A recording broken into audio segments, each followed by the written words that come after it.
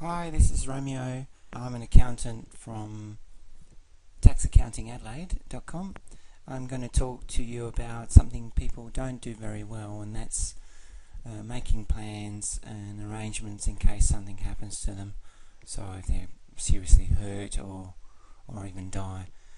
I know it's a bit morbid, but it's good to actually have some kind of arrangements, a file in place to let someone know a lot of things about you which may not be known by anybody, so to leave that with a safe person.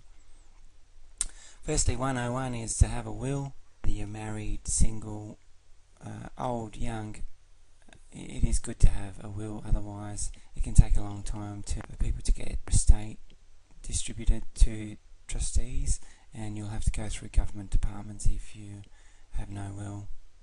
And of course it'll just default to the laws to who the beneficiaries are, which may be against your wills as well, particularly if you're single or have not completed a separation, for instance.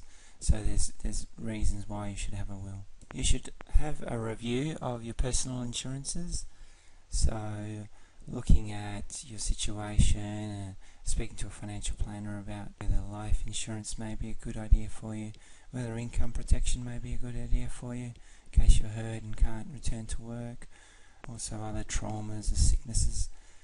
There are insurances which can help in those situations.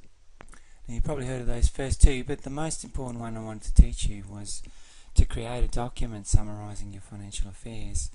So this is what people don't do.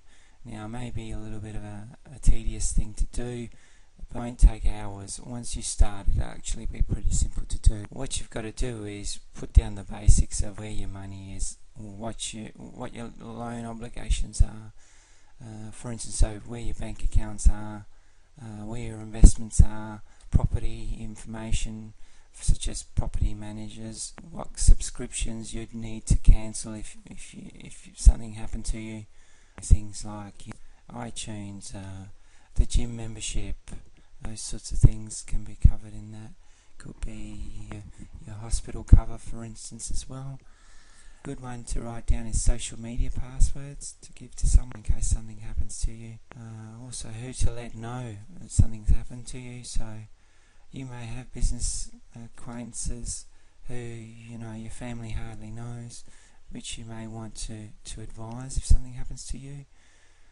These are all sorts of things which you can cover in obviously having your personal insurance details, where your will is, your lawyer there. So there's many different things that you may want to compile.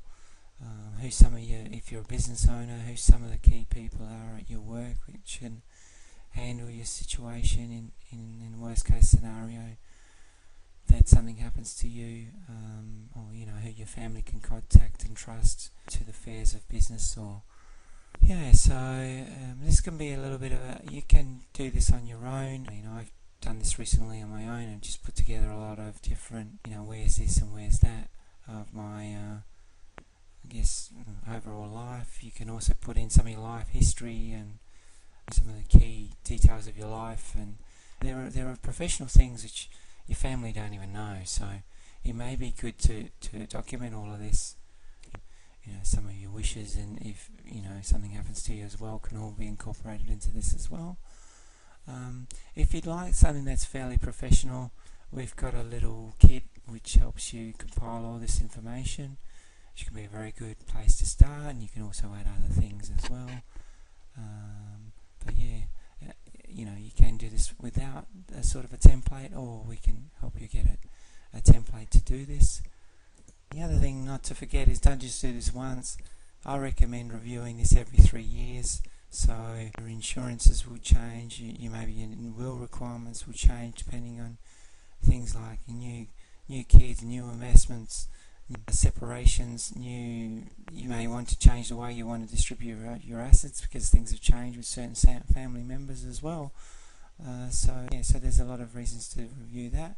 You also want to update your financial document where everything is in your financial life, because major things happen all the time. You may have new investments, you may have changed banks, you may have new property managers, etc. So these things over 3 years will creep around and change, and you'll have to update these. The good things, if you've done this mostly before, reviewing is not going to be much more effort. It's just going to be a few changes here and there.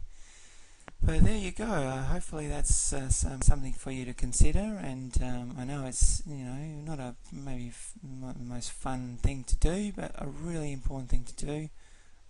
Just think of it. You don't want neglected cash accounts, properties, wills.